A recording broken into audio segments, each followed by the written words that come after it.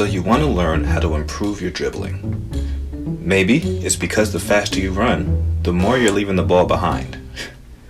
Or maybe that step over you're trying to do isn't coming off the way you want. Regardless of the reason, we all need to work on our dribbling skills. And if we don't, we might end up looking a bit funny. Dribbling is one of the most eye-catching skills in the game.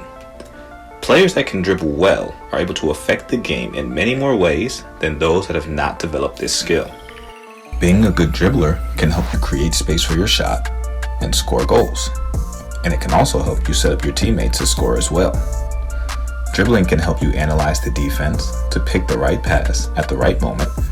And if you're a really good dribbler, you may even end up becoming a one-person counterattack.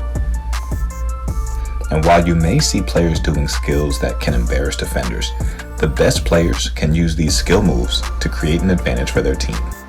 But dribbling is not just for strikers and wingers. It's very important that players with more defensive responsibilities can dribble as well. Why? Because defensive players that can dribble well have another way to get their teams out of pressure and transition from defense to offense. Often these players can join the attack and help destabilize the opposition by forcing the opposing team's players out of position and helping their team to attack that new open space. Even the best goalkeepers have a trick or two up their sleeve that can get them out of trouble and create space for themselves to avoid giving up possession. In this video, I'm going to give you 3 simple drills that anyone can do to improve their dribbling ability. And make sure you stick around for the 3rd drill because it's one of my favorites and I can't wait to tell you why. So let's get started. In this first drill, we are setting up the cones in a large zigzag pattern with the cones about 6 to 8 steps apart. I generally use around 6 to 8 cones for this drill, but you can choose whatever makes you feel comfortable. You're going to dribble towards the cone with one foot, and when you reach the cone, use the inside of the foot you're dribbling with to stop the ball and change direction. You will then use the outside of your opposite foot to dribble the ball towards the next cone. Focus on getting many quick touches as you are dribbling towards each cone. You want to use these touches to get used to keeping the ball close and under control while dribbling. If you are taking big touches between the cones, you are more likely to run into defenders on the pitch and lose possession of the ball.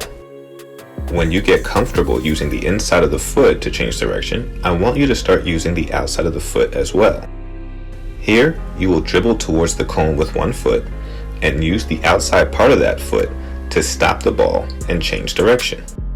Your next touch should be with your opposite foot, which will take you towards your next cone. Again, you want to focus on getting short touches between cones to work on your close control. I'll give you one more example so you can see the drill all the way through.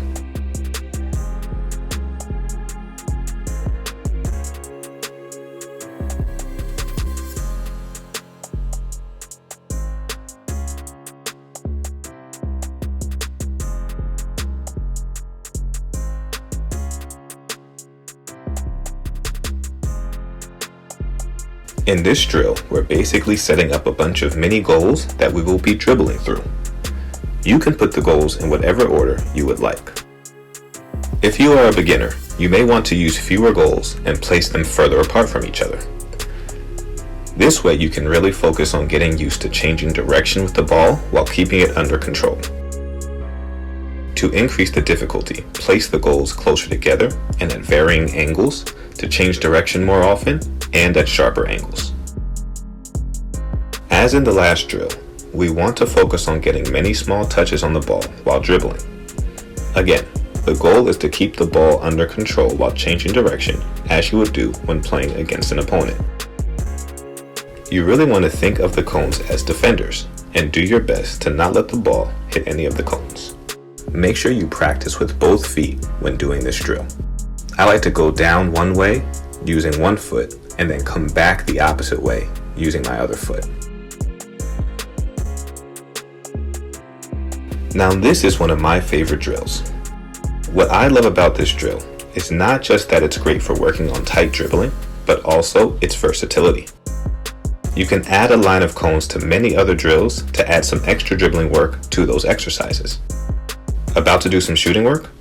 add a line of cones before you shoot to make the drill a bit more game-like. Maybe you're at a wall and you're going to practice the first touch drills from one of my other videos. You can add a line of cones to those drills, dribble up to the wall, then start the first touch exercises to increase the difficulty there as well. Focus on using the inside and outside of your foot, building on the previous exercises to move through the cones. You'll want to start off slowly and increase your speed as you feel more confident. And there you have it. Those are 3 simple drills that all players can do to improve their dribbling ability. If you found this video helpful, please like the video and subscribe to the channel, because I will be putting out more videos about different ways we can all improve our game together, and I don't want you to miss them. Thanks so much for watching. This is Footy Made Easy, and I'll see you next time.